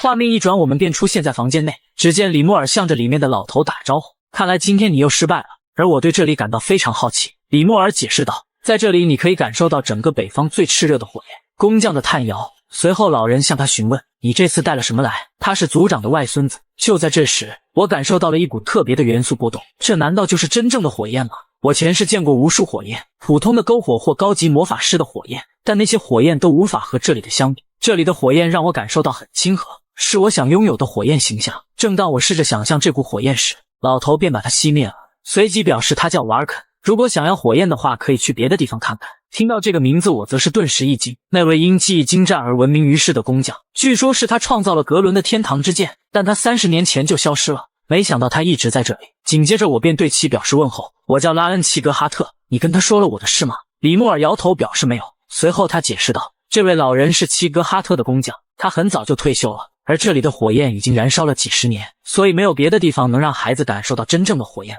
难道不能帮这个忙吗？瓦尔肯则示意我们可以去铁匠铺，那里有太多的眼线，我不认为让别人看到这个训练技巧是一件好事。闻此，瓦尔肯来了兴趣，而且他是西尔维亚的儿子。紧接着他扭头看着我，我郑重地说道，我不会打扰到你，请你让我感受一下这火焰吧。随后他解释，这里的火焰是由金色木炭产生的，它能产生比白色或黑色木炭更强烈的火焰。他在这里待了几十年就是为了这个。我不在乎你做什么，只要别打扰到我。对此我表示一定不会，而李莫尔也没想到他会这么快同意。下次给你带几壶好酒。但瓦尔肯说道，不是因为你。闻此李莫尔很是疑惑，原来当拉恩踏进房间那一刻，房间的火焰上升了许多，强烈到木炭被突然上升的热量摧毁。他的呼吸具有操控火焰的能力，我想如果是他，说不定能完成我的愿望。在我感悟了一段时间之后，我对火元素有了全新的认知。人们说火是最可怕最强大的元素，但如果能控制得当，情况就不一样了。经过训练的火比其他任何元素都要稳定。与此同时，我体内万焰修炼的本源也被唤醒了。李莫尔说过，我需要想象我最想要的火焰形象，那么会是怎样的火焰？强大到可以切断德鲁斯的脖子，以及帮母亲重回地位。然而通往我目标的道路，黑暗中我甚至看不见我面前的双脚。就在这时，一团火焰照亮道路，风雪都无法熄灭的火焰，永不动摇的火焰。我想要的就是这样的火焰。随后，一股比平常更强烈的火焰能量正在渗入我的身体，还有火炉的能量，而我现在要做的就是集中精力感受它。这就是无我的精神状态吗？我可以看到我脑海中的记忆在我眼前。就在这时，我感受到一股寒意向我蔓延，是恶魔。此刻他正在不断嘲笑着我，不是告诉过你吗？我要等到你最脆弱的时候。该死的，偏偏是这个时候。我忘了，因为他最近什么也没做，但他不站在我这边。一个想要夺走我生命的恶魔，现在感觉我的身体都碎成碎片了，呼吸也越来越困难。现在我陷入了一个两难的处境，放弃抵抗我就会被恶魔吞噬，停止万焰修炼我的经脉将被烧毁。我需要把法力集中起来，想出一个完美的方案才行，但我的意识正在衰退。与此同时，恶魔也在迷惑我放弃抵抗。你的身体和灵魂现在是我的了，你的人生和努力都是毫无意义的，和那个在炉子上工作的人没什么不同。而正是恶魔的嘲讽提醒了我，我可以利用火炉，尽管这样做很危险，但目前只有这一个办法了。熔炉加热的是自然魔力，而熔炉本身拥有焚尽一切的力量，我现在必须要接受它。恶魔也是愣住，你是疯了吗？伴随着我的能量转换，瓦尔肯察觉到不对劲，下一秒熔炉的火焰变得躁动起来。烧了几十年熔炉从未见过如此强烈的火焰，到底发生了什么事情？就在这时，他注意到拉恩，火炉都烧成这样了，他怎么浑身在颤抖？于是瓦尔肯呼喊我的名字，但没有得到任何回应。就在他准备上前时，李莫尔却阻止了他。我们现在不能打扰到他，因为他已经进入无我的状态了。如果我们碰他一下，他肯定会马上吐血身亡。所以这就是你说的他身体内的含义吗？李莫尔神情紧张看着拉恩，你一定要坚持下来。而火炉狂暴的能量涌入我的身体，恶魔也被我的操作震惊。你不知道这是没有希望的吗？我知道，但那又如何？我曾经无助的死去过一次，在我那无意义的前世，直到最后一刻我也没合上眼睛。我不会让那种结果重蹈覆辙。与此同时，熔炉也因为温度的升高变得极其不稳定，它无法承受突如其来的高温。李莫尔也注意到熔炉里的魔力汇集在一个地方，他是在吸收熔炉的法力。伴随着我与恶魔的争夺，我成功将火焰的本源握在手里，熔炉也在此刻达到临界点，承受不住的熔炉瞬间炸裂，屋外顿时出现一朵蘑菇云。看着眼前的一切，两人也是十分的紧张。就在这时，李莫尔察觉到不一样的气息，只见我缓缓起身，身上闪烁着耀眼的光芒，竟然是黄金色的火焰。苦寒诅咒也得到了解除，并且成功习得万焰修炼功法，苦寒诅咒转换的灵气提升至2星。事情的结果比拉恩预期的要好得多。就在这时，一个窗口再次出现，由于忍受了愤怒给你带来的苦难，所有属性都将增加3个点作为奖励。拉恩见此也是愣住，难道是在做梦吗？就在一瞬间，我完成了我花了几年时间才完成的事情，这可把恶魔看自闭了。你怎么能忍受那种情况？所以我告诉过你，尝试是没有意义的。虽然拉恩嘴上是这么说，但这次他确实差点死了。其实我们走得很近，但恶魔也是敌人，所以不能再放松警惕了，不能让他发现自己的弱点和秘密。与此同时，瓦尔肯问到拉恩的身体情况，对此拉恩给予了肯定。我现在好多了，感谢您的帮忙，但我很抱歉把火炉弄坏了。瓦尔肯表示不用放在心上，只要人没事就好。随后瓦尔肯注意到一旁的火焰不对劲，紧接着他便取出里面的木炭，竟然变成了黄金色的。相传黄金色的木炭只存在于传说之中，看来我是比较幸运的。这就是我之前跟你说的，它比白色木炭更坚固，比黑色木炭更持久的木炭。对此瓦尔肯十分感谢拉恩，但拉恩也不知道他帮了什么忙。随后瓦尔肯解释道，是你的呼吸，你在这里训练炉子里的火焰变得更猛烈，呼吸使火焰活跃起来，从而导致热量传遍了整个火炉。虽然我只是一个玩锤子的，但是我还是能看出来你做了什么。那么你有什么目标？你想成为什么样的剑客？在经历了上一世的无奈，这一次他有了自己的道路。我想成为一个无所畏惧、坚韧不拔的剑客。这让瓦尔肯很是惊讶，没想到这样的话会从一个小孩子口中说出，于是他也想帮拉恩一把，将亲自为他打造一把兵器。真的可以吗？但我听说您退休了。瓦尔肯则表示说到做到，随后便与他告别。李莫尔站在山顶看着拉恩慢慢离去，总算是松了一口气。他很擅长让人担心他，我说的对吗？我们的家主。原来在拉恩闭关这一段时间，格伦每天都过来看他，尽管他嘴上说不是，但他的表情已经出卖了他。从拉恩成功吸收火炉狂暴的能量可以看出，他是一个非常有才华的人。可家主却否定了李莫尔的看法，准确的来说，应该是他成功将苦难转变为优势。画面一转，来到第5训练场。汝南每天拿着他最爱吃的零食等着拉恩的回归，因为他已经闭关了一段时间。对此训练场出现了很多绯闻，关于他没有觉醒灵气的事情，但汝南坚信那些都是假的，因为他知道拉恩不是表面上看上去那么简单。就在这时，大门引起了他的注意，当大门缓缓打开，是拉恩，于是汝南快速跑过去，而恶魔正因这次绝佳的机会失败懊恼着。随后汝南打断了他，汝南则是呆呆地看着拉恩，紧接着他打开手中的盒子，尝一个。拉恩没有像上次那样犹豫，直接便拿起来尝试，因为他已经把汝南当成朋友看待。与此同时，一股清香扑鼻而来，这让汝南很是兴奋，感觉身体充满了力量，因为这股气息比之前的更加浓烈。看着拉恩吃得津津有味，汝南也看得口水直流。一旁的恶魔却让他多吃2个，可拉恩却没有那么做，而是将零食留下并表示感谢，因为他知道这东西汝南自己都舍不得多吃，却愿意拿出来与自己分享。难道你不想吃了吗？拉恩解释道1个就够了。随后汝南便询问拉恩的身体情况，现在感觉好点了吗？这让拉恩感到非常意外，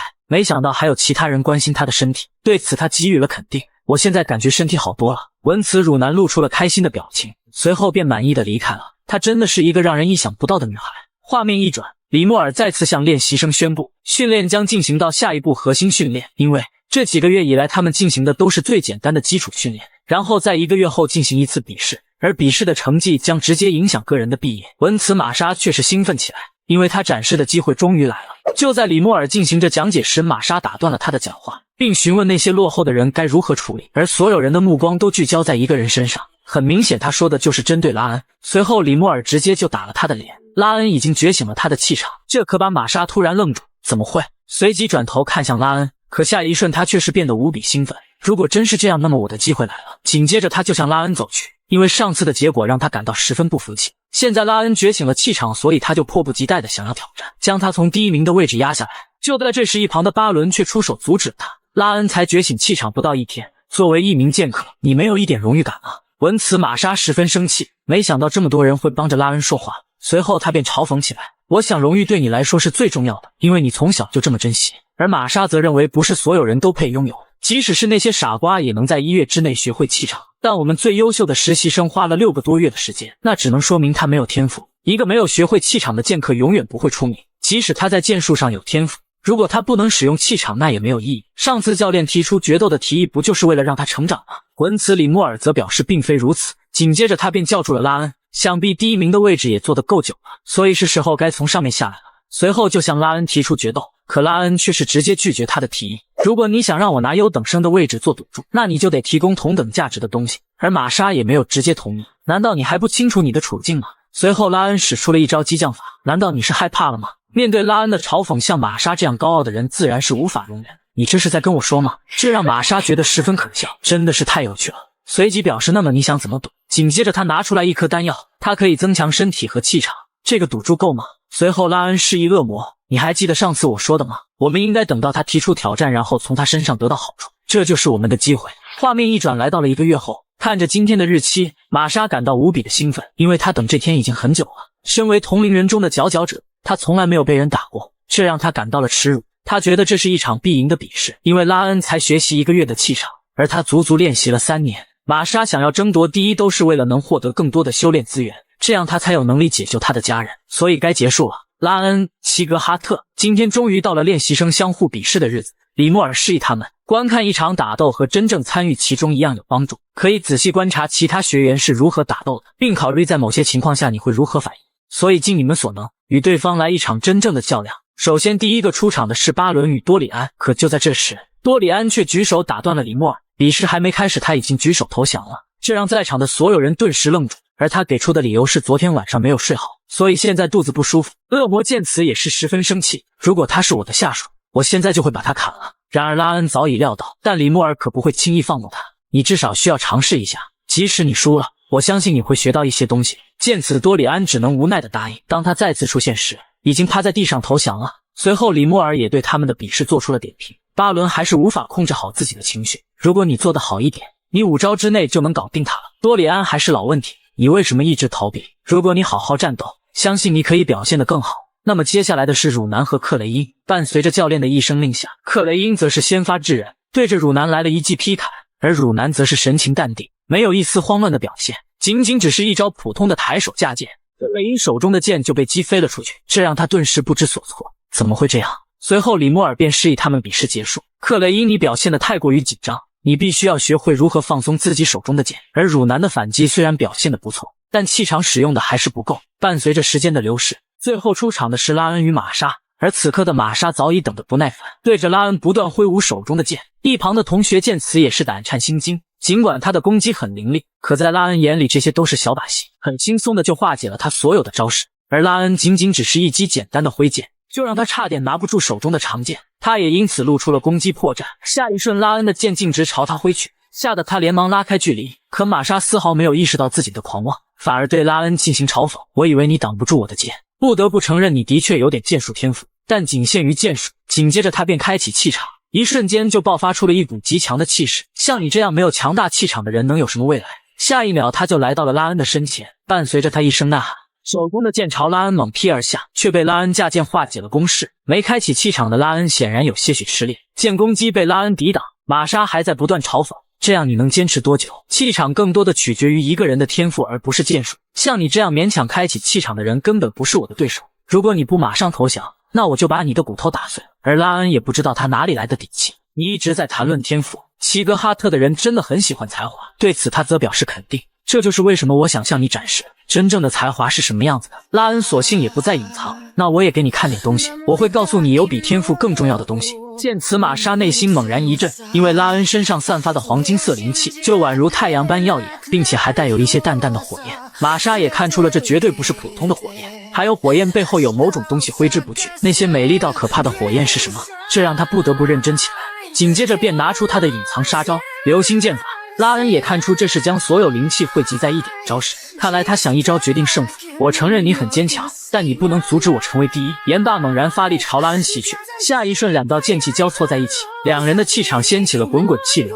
场外的练习生也是感到不可思议，拉恩怎会如此强大？伴随着烟雾渐渐消散，只见一截断剑插在地上，玛莎也因反弹的力量太大而失去了意识。拉恩则是淡然地看着这一切，虽然你有着不错的天赋，但你却忽视了一个人的意志力。画面一转，来到第2天，我只是栽了几盘花朵，就被杀人不眨眼的恶魔之王一顿吐槽。只因他看出我的操作手法不对，那样不仅会弄伤植物的根本，还会使植物存活率低。原来强悍无比的恶魔曾经也是一位种花高手，在击败了玛莎之后，他当晚就把赌约的丹药送来，而正是这枚丹药使得拉恩的火环突破了4阶。准确的说，之前所做的努力被这颗丹药激活，很多东西都得到了增强，但提升最大的是防御性。也正因如此，恶魔的愤怒对我已经造不成什么影响。另一边，家主也得知了拉恩击败玛莎的事情，这件事听起来就让人难以置信，因为玛莎可是修炼了4年的气场，这想必与拉恩觉醒的特殊灵气有关，普通的气场根本就无法与之抗衡。尽管他只是修炼了1个月，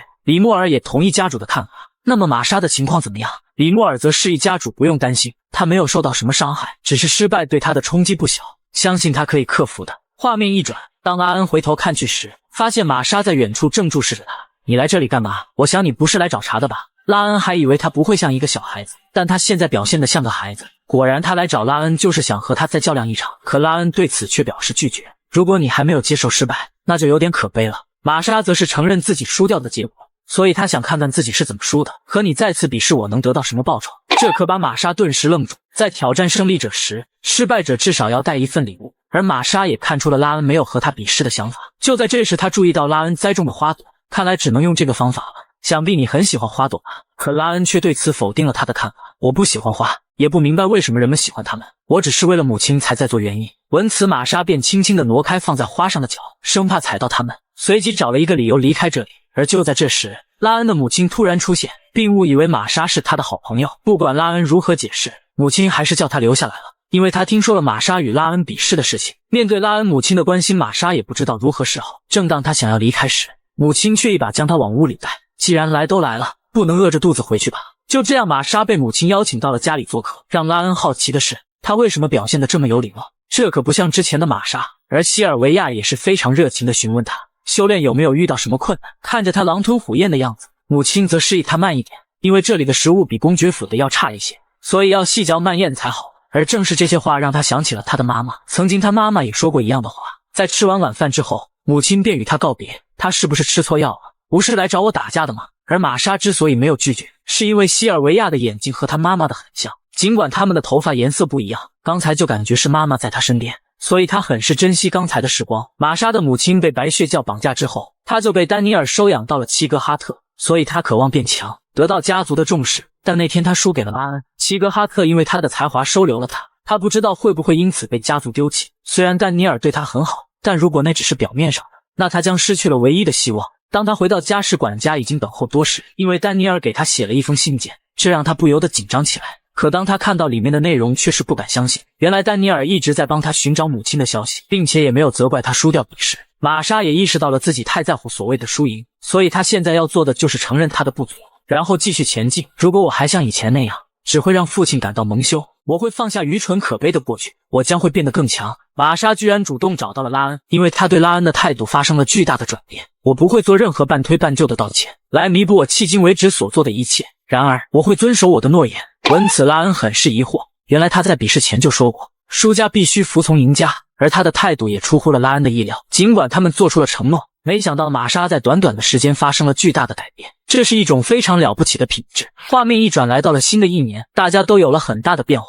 尽管每个人都期待着玛莎，但他也一直按照拉恩的命令行事。而巴伦与之前的相比，他的指挥能力越来越强，汝南的剑变得比以前更锋利了。尽管他的表情仍然像往常一样茫然。至于拉恩，已经习惯了每天冒着生命危险练习。就在这时，众人正感叹着拉恩的学习天赋，就算他以前一定学过，这么快就掌握是不可能的。仅仅只是冥想了一会，他就学会了教练教的步伐，甚至做得比教练还好。画面一转，只见李莫尔对着家主夸赞拉恩的天赋，他真的是一个怪物般的存在。但家主好像不想讨论这件事情。就在这时，李莫尔注意到家族的人开始忙碌起来，难道是准备什么事情吗？家主给予了肯定，我们很快就会有客人来。欧文王国的代表团几天后就会到。欧文王国是位于欧洲大陆中心的6个王国之一，他们是少数几个与齐格哈特保持友好关系的派系，因为齐格哈特很少与其他人交往。李莫尔也好奇，那么他们的代表是谁呢？应该是欧文王国的3皇子。可李莫尔记得，他们的3皇子出生时间和拉恩的时间不相上下。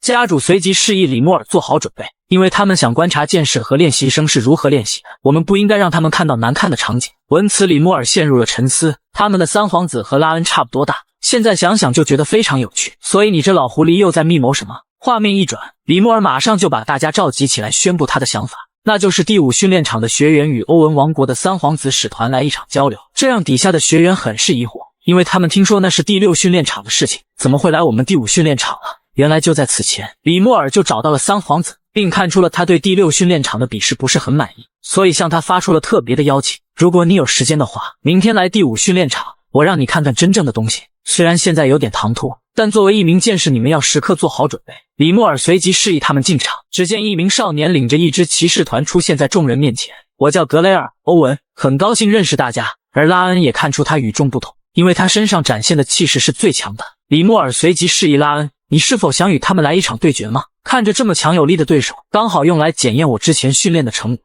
拉恩给予了肯定，我想和他来一场比试。随后李莫尔从中挑选了20名练习生，听从拉恩的安排。在比试之前，最重要的就是鼓舞士气。拉恩随即示意他们不用紧张，在我们开始之前，你应该看看你将要面对的骑士，仔细观察他们的手就不难看出，他们穿着耀眼的盔甲，看起来很自信，但是他们和我们一样是练习生。就我们第5训练场的训练程度而言，我们绝对不会输给其他6个王国。你的汗水和鲜血一定会得到一个好的结果，所以尽你们所能展现自己。闻此，练习生们士气得到了极大鼓舞。而接下来拉恩将挑选第1名出战选手。考虑到第1场比赛的重要性，他需要派出一位能力强悍的人，那么玛莎应该是最佳人选。你能做到吗？玛莎则是给予了肯定。就在见到对方的选手后，众人皆是表现得一脸震惊。他真的是和我们差不多大吗？我是欧文王国的先锋塔尔斯，我期待着一场精彩的比赛。看着身高上的悬殊，练习生们也担忧起来。可玛莎却不是这么想的。废话少说，赶紧开始吧。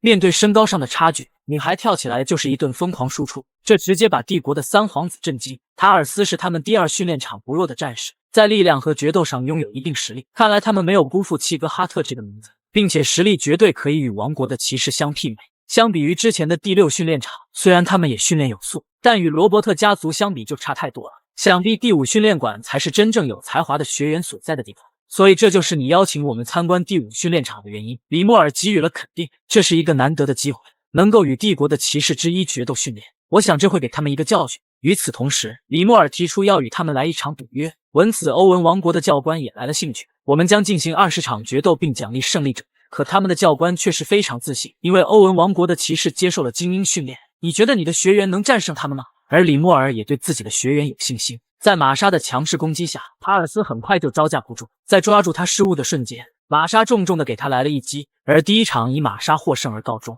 看到玛莎的比试，拉恩也感到非常吃惊，他以为玛莎和他比试之后剑术会柔和一些，但没想到他提升了自己的速度和力量。可恶魔却感到非常无聊，蝼蚁打架有什么好看的？随即就讲起了他当年的英雄战绩。看着喋喋不休的恶魔，拉恩当即就让他滚回去休息。时间很快就来到了第18场，而现在该汝南上场了。同样，对方也派出了一名红头发的女孩。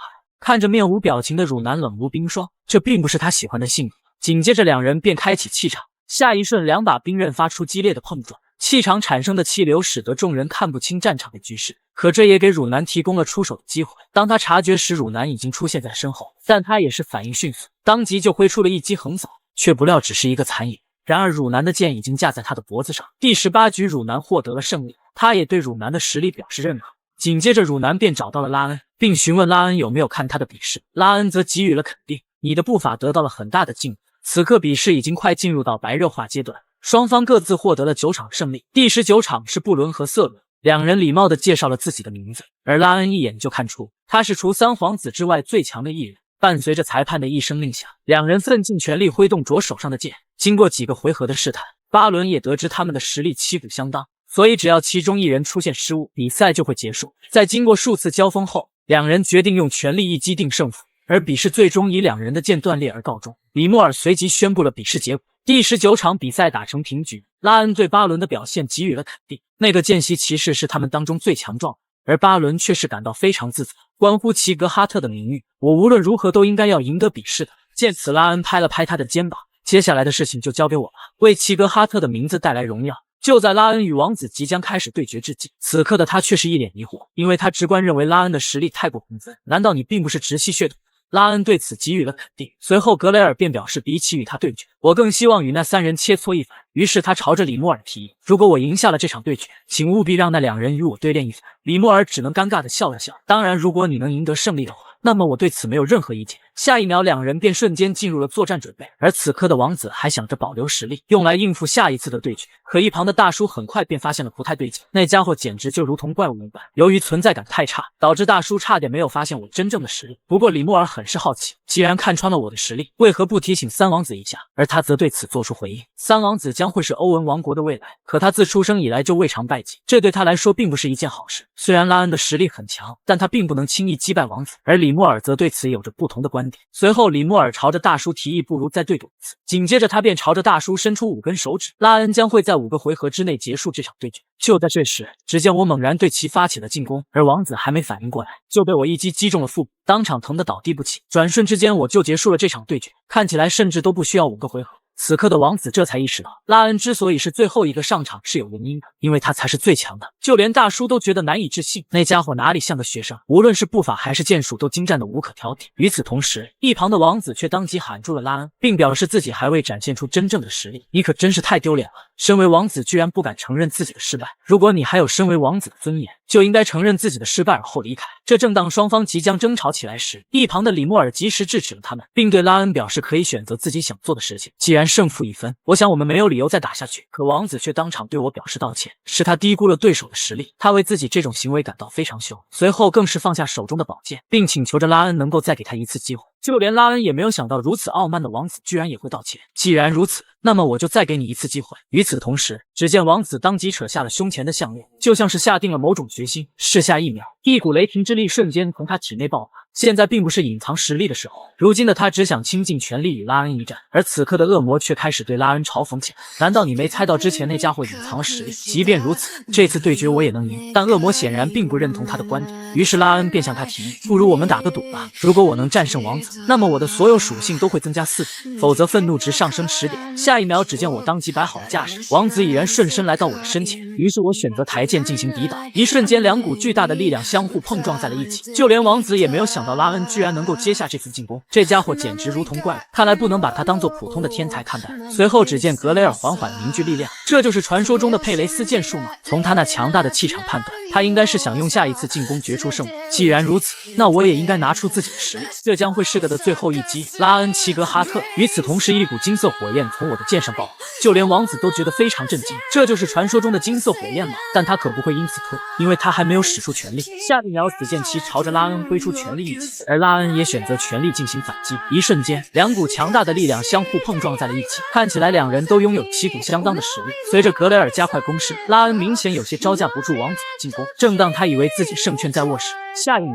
王子手中的长剑竟应声碎裂开来，而拉恩瞅准时机，迅速朝着王子发出致命一击，伴随着王子跪倒在地。此刻终于结束了本场对决，获胜者拉恩齐格哈特。虽然王子拥有过人的速度和力量，但最终他还是输了。果真是世界之大，无奇不有。随后王子承认了自己的失败，并表示从中学到了不少的东西，当然我也一样。而他对于拉恩的年龄很是好奇，于是拉恩便向其告。得知他今年刚满14后，格雷尔感到不可思议，没想到年纪轻轻竟拥有如此实力。与此同时，他当即向拉恩递出一块神牌，只要持有这个东西，那么3王子将会无条件答应他的请求。虽然输掉了这场比赛，但他领悟到了很多的东西，并且他很荣幸能够输在拉恩的手上。希望下次相见，你的实力仍旧在我之上，这样他才能够享受追赶的乐趣。随后他便向李莫尔示意，这次是他们输了，而他将会履行先前的承诺。紧接着便与塔尔坦公爵提议即刻开始返航，因为他想到了马上要做的事情。而此刻的拉恩则陷入了沉思，因为前世的他从未在任务中得到过奖。没想到获得奖励的感受居然会如此美妙，这一世我将遵循内心的想法活下去。画面一转，此刻的家主很是好奇，难道这就是你通过对决得到的教训吗？没错，因为拉恩的出现让他重新审视起了自身。虽然他曾拜访过6帝之中的3个，并与他们的学员进行了对练，但像拉恩这样的人才，